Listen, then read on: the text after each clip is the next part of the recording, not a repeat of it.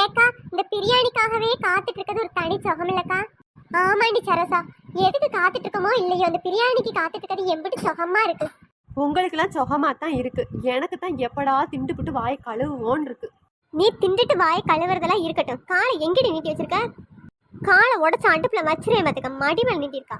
ஏ சரசாக்கா, மாமியா மேல கால் நீட்டு தப்பாக்கா, நீயே சொல்லுக்கா. ஆத்தாடி, உங்க சண்டையில என்ன இழுக்காதீங்கடி. நானே இப்பதான் அந்த கிளவி இல்லாம நிம்மதியா உட்காந்துருக்கேன், இதுல வேற என்ன இழுப்பீங்கடி. என் நெட்டவள்ளி வாயை மூடிடி, இந்த பிரியாணி வந்துருச்சு, போய் வாங்கிட்டு வாங்கடி. பிரியாணி பிரியாணி பக்கெட்டு பிரியாணி. பிரியாணிய திண்டு முடிச்சிட்டு மாமியா மண்டையில கவுத்திரணும். அடி சீவ கட்ட பிய, என் மண்டையில என்னத்துக்கடி கவுத்துற? என் மாமியா கிளவி வாய மூடு, அக்கா இருக்கேன் ஜாலி மூடே. அப்படியே உனக்கு என்னை பார்த்தா இலக்காரமா தெரியும் போல.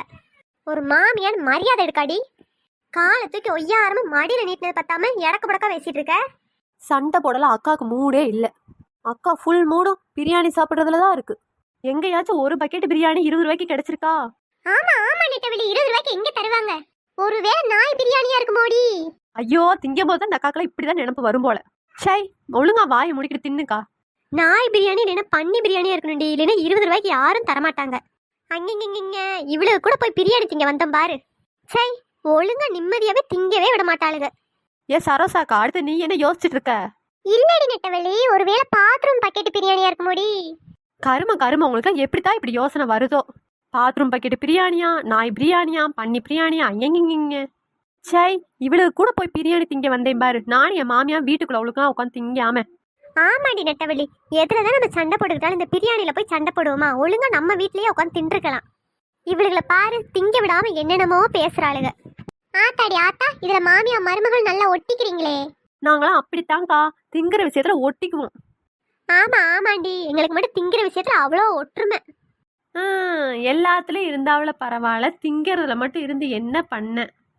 அப்புறம் என்ன, உன்னையும் உன் மாமியா மாதிரி தெருவில் அடிச்சுக்க சொல்றீங்களா? இந்த கிளடி கொஞ்சம் இடம் கொடுத்தா கொஞ்சம் ஏறிக்கிட்டு போய்கிட்டே இருக்கும். ஏய், அம்பிட்டு பேர் சாப்பிடுங்கடி, நல்லா வேடிக்கை பார்த்துட்டு இருக்காளுங்க. ஒவ்வொருத்தையும் ஒரு பட்டணம் பத்தாதா இம்மா பெரிய பக்கெட்ல வாங்கிட்டு வந்து உட்காந்துருக்காளுங்க. என் வீட்டுக்காருக்கு மட்டும் தெரிஞ்சிச்சு அம்பிட்டுட்டே. ஏற்கனவே பலன் மாதிரி ஊத்திட்டு போயிட்டே இருக்கேன்னு சொல்றாரு. பக்கெட் நிறைய திங்கிறதெல்லாம் பார்த்தாரு, அவ்வளவுதான் இங்கேயே குழி தோண்டி போச்சிருவாரு.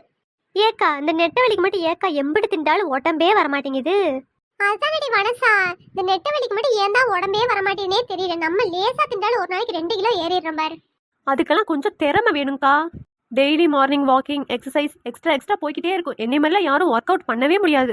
ஆமா ஆமா, 11 மணி வரைக்கும் குப்பரை கடிச்சு படுத்துட்டு ஒர்க் அவுட். ஆமா, ஒர்க் அவுட். என்ன இழிப்பு வனசாக்கா, என் மாமியா எதுவும் சொல்லிடக்கூடாதே அப்படின்னு சந்தோஷம் பொங்கிக்கிட்டு வந்துருது.